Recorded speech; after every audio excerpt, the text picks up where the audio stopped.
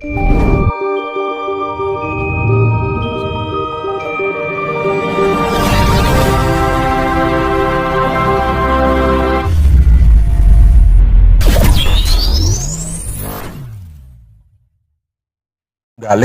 kawula Gusti. Jangan berselimut dengan kata tidak selembar daun pun yang jatuh ke bumi tanpa kehendak Tuhan. Saya ulangi lagi pertanyaan dan jawabannya tadi ya. Pak Web, apa benar jika kawula dan Gusti sudah manunggal?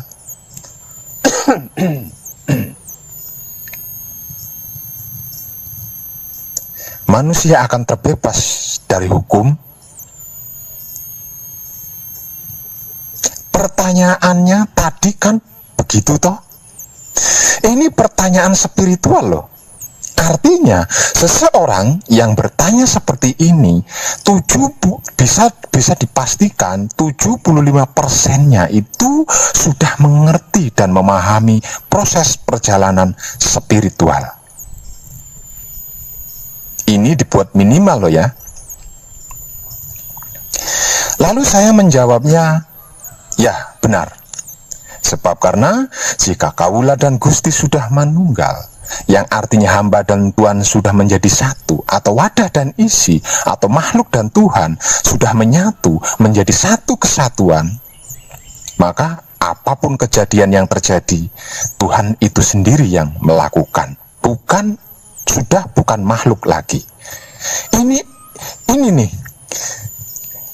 yang tidak boleh diabaikan, bahwasannya apapun yang dilakukan atau diperbuat oleh Tuhan itu pasti yang terbaik dan terbenar, mutlak loh ini ya. Karena apapun yang diperbuat atau dilakukan Tuhan adalah membangun, menghidupkan, memelihara, mengindahkan, dan membaikkan serta melestarikan. Bukan merusak, bukan mematikan, bukan menghancurkan, bukan mengotori, dan bukan memburukkan, serta bukan membinasakan. Jadi, Tuhan tidak pernah menciptakan alat penebang pohon untuk digunakan menghabiskan pohon-pohon di hutan agar supaya gunungnya gundul, bukitnya gundul, kemudian tanahnya longsor, terus menimpa rumah di perkampungan dan mengubur hidup-hidup makhluk penghuninya. Juga tidak menciptakan penghancur batu, pelebur timah, pemotong rumput, dan lain-lain. Itu semua ciptaan manusia, bukan Tuhan.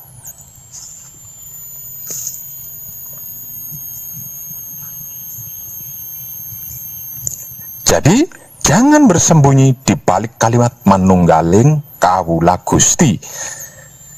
Yang melakukan pemerkosaan, pembunuhan, perampokan, penipuan, dan bla bla bla bla bla bla. Itu orang yang kawula Gustinya belum manunggal. Artinya bukan Tuhan, melainkan angan-angannya sendiri, halusinasinya sendiri. Kalau kawula Gustinya sudah manunggal, manalah mungkin. Nih, gue kawulanya sudah manunggal ame Gusti gue. Mau gue cobain berjalan di rel kereta api nih. Saksikan ya apa yang akan terjadi. Keretanya bisa nabrak gua kagak, terus gue yang ditabrak kenapa-napa kagak. Bukan seperti itu, dan tidak seperti itu jika kawula Gustinya seseorang sudah manunggal. Jadi jangan kau jadikan tameng untuk modus ya. Macam mana pula kau itu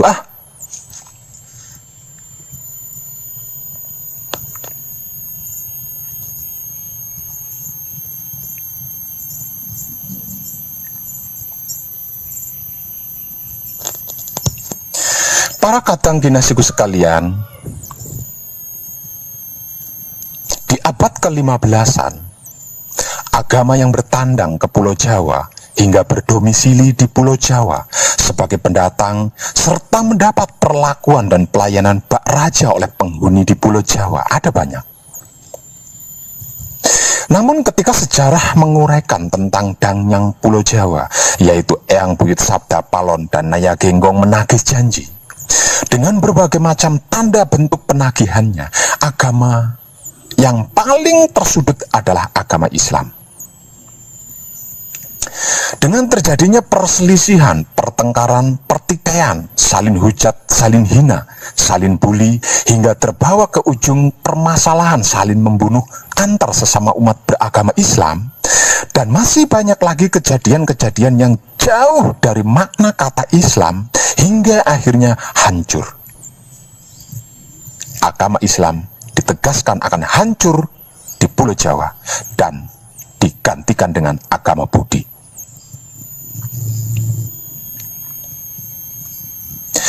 Hal ini terjadi akibat dari sebab literasi sejarah dengan kekajaman politiknya ketika membagi fase pengembangan agama di Nusantara, di mana pada waktu itu Islam baru menguasai Nusantara setelah berdirinya kerajaan Demak Bintara, setelah menghancurkan kerajaan Majapahit.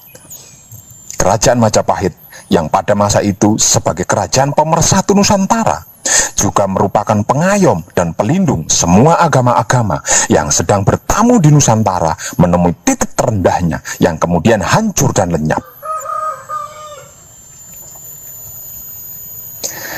Dengan kejadian tersebut, agama Islam didakwa sebagai imperialis baru Nusantara pada abad ke-15.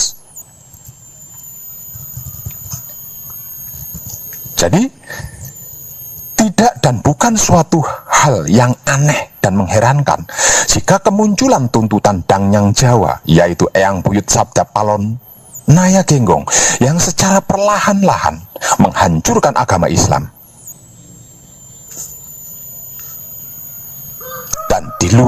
Dan luar biasanya lagi, mereka tidak merasa sedang dihancurkan, sehingganya mereka bisa tetap asik dan enjoy. Satu rumah, satu keluarga, satu agama, saling berselisih, saling bertengkar, saling bertikai, saling hujat, saling hina, saling bully, bahkan saling membunuh pun dilakukannya dengan sukaria. Selama lebih dari 500 tahun, bahkan sumpah selama lebih dari 500 tahun pasca sumpah Sabda Palon Naya Genggong, kejadiannya benar-benar sirno ilang kertaning bumi, yang artinya tidak ada kedamaian sama sekali di muka bumi ini. Bahkan agama yang sebagai alat mengenal Tuhan pun tidak dapat berbuat banyak, malah terkadang justru memperkeruh suasana. Coba saja perhatikan di berbagai konflik di dunia ini, semuanya tidak lepas dari yang namanya isu agama.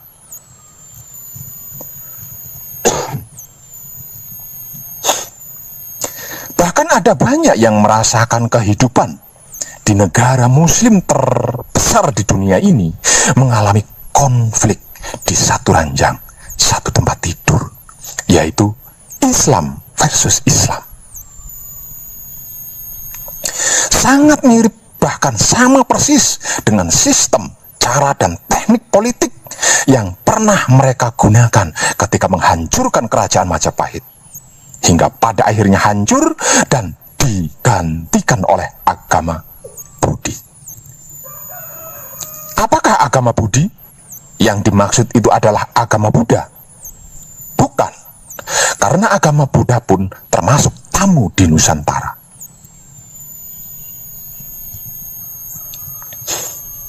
Setelah berhasil berkuasa dan menguasai Nusantara, agama Islam tidak lebih dari hanya sebuah dogma saja. Tentu ini juga sangat mungkin terjadi pada agama-agama lainnya pula. Agama hanya dijadikan oleh para manusia-manusia kuat dan pintar sebagai alat untuk meraih kepuasan dan kekuasaan dunia. Sedangkan orang-orang yang lemah dan bodoh dijadikan sebagai korbannya, bahkan kedibalnya. Namun yang perlu kita ketahui bersama, titik pentingnya adalah tentang hancur. Hancur yang dimaksud oleh Eyang Buyut Sabda Palon Naya Genggong bukanlah hancur punah tak bersisa, karena leluhur kita bukanlah makhluk kejam yang tidak berperi kemanusiaan seperti manusia-manusia pada umumnya yang mengaku ahli agama. Hancur yang dimaksud oleh Eyang Buyut Sabda Palon Naya Genggong adalah seperti ini kurang lebihnya. Dengan kesepakatan antara Sabda Palon Naya Genggong dan hukum alam semesta yang proses perputaran perjalanannya tidak bisa diubah dan dihentikan. Semua agama, terutama agama Islam yang mengalami kehancuran secara nyata di Nusantara, akan mengalami revolusi spiritual besar-besaran pada dirinya, hingga berhasil kembali kepada kemurniannya semula, seperti yang diajarkan langsung oleh Rasulullah Shallallahu Alaihi Wasallam, yaitu Nabi Muhammad.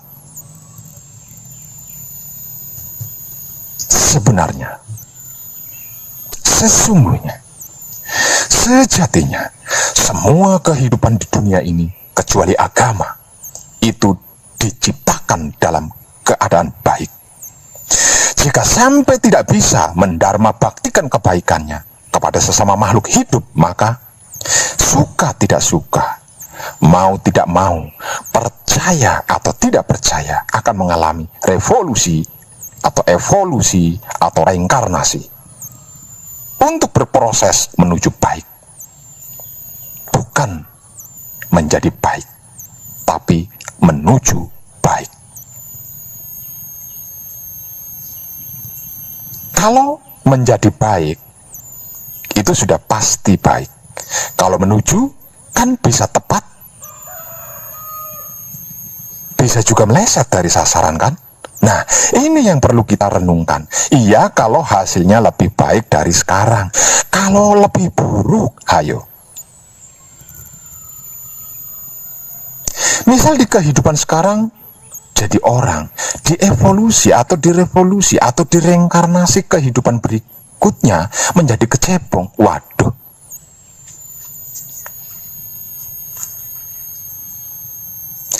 Tapi Pak Web mengatakan kecuali agama, semuanya akan mengalami evolusi atau revolusi atau reinkarnasi. Maksudnya, kalau agama tidak mengalami evolusi atau reinkarnasi, gitu ya Pak? Ya, karena agama bukanlah kehidupan, melainkan alat untuk bertuhan. Tapi tidak kali ini. Ini karena disebabkan oleh manusia si penganut agama itu sendiri, yang secara tidak langsung meminta untuk dievolusi, untuk direvolusi, atau untuk direinkarnasikan. Sehingganya dengan kesepakatan antara Sabda Palon Naya Genggong dan hukum alam semesta yang proses perputaran perjalanannya tidak bisa diubah dan dihentikan, maka semua agama akan mengalami evolusi spiritual atau revolusi spiritual atau reinkarnasi spiritual besar-besaran pada dirinya masing-masing, terutama agama Islam, hingga berhasil kembali kepada kemurnian semula. Kejadian hal inilah yang dimaksud oleh Eyang Buyut Sabda Palon Naya Genggong sebagai agama budi. Agama budi ini tidak hanya akan muncul menggantikan Islam saja, melainkan semua agama dan keyakinan atau kepercayaan adat setempat seperti kejawen kalau di Jawa. Sehingganya agama apapun dan kepercayaan bagaimanapun sudah tidak menjadi penting lagi untuk dipertontonkan dan diperdebatkan kebenarannya. Lantas, apakah agama budi tersebut? Apa itukah yang disebut-sebut sebagai Imam Mahdi, Satria Paningit, atau Ratu Adil. Apapun sebutan nama istilahnya, bagi wong edan bagu, agama Budi adalah inti saripatinya wahyu pancalaku atau iman, yaitu menebar cinta kasih sayang dat maha suci hidup. Agama Budi adalah ketika semua umatnya menyimpan rapi agama dan kepercayaan atau keyakinannya masing-masing, kemudian bersedia mau menebar cinta kasih sayang dat maha suci hidup pada seluruh makhluk alam semesta raya. Karena cinta kasih sayang dat maha suci hidup tidak butuh pengakuan, tidak butuh jenis kelamin, tidak butuh legalisasi, tidak butuh plat nama dan agama, tidak butuh golongan, organisasi, paguyuban, partai-partai Islam dan umat Islam, perguruan, juga tidak perlu ritual khusus, tempat ibadah khusus, arah kiblat yang khusus, waktu yang khusus, dan lain-lain sebagainya tidak dibutuhkan. Sebab karena cinta kasih sayang dat maha suci hidup adalah puncak inti sari pati klimaknya seluruh kehidupan di dunia ini hingga akhirat jika itu ada.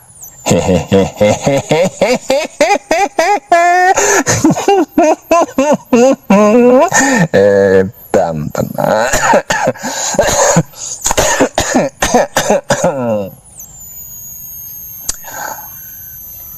sadar akan kesadaran hidupnya yang kalau diibaratkan itu bagaikan oksigen dari maha suci yang diinfuskan tanpa henti di sekujur badan, di sepanjang kehidupannya. Itu dia. Tercerahkanlah panjenengan semuanya, dan salam setuhan penuh cinta kasih sayang dari dalam lubuk hati saya wong edan bagu yang paling dalam. Selamat, rahayu, damai, tentram. Saya wong edan baku ngaturaken sugeng rahayu lir ing sambikala amanggih Yuwana pinayungan mring ingkang maha suci. Basuki Yuwana teguh rahayu selamat berkah selalu untuk semuanya tanpa terkecuali, terutama para sedulur, khususnya para kadang konto dan kanti anom saya yang senantiasa direstui yang dat maha suci hidup. Om Santi Om. Wassalamualaikum warahmatullahi wabarakatuh. Terima kasih dan salam kebajikan. I love you.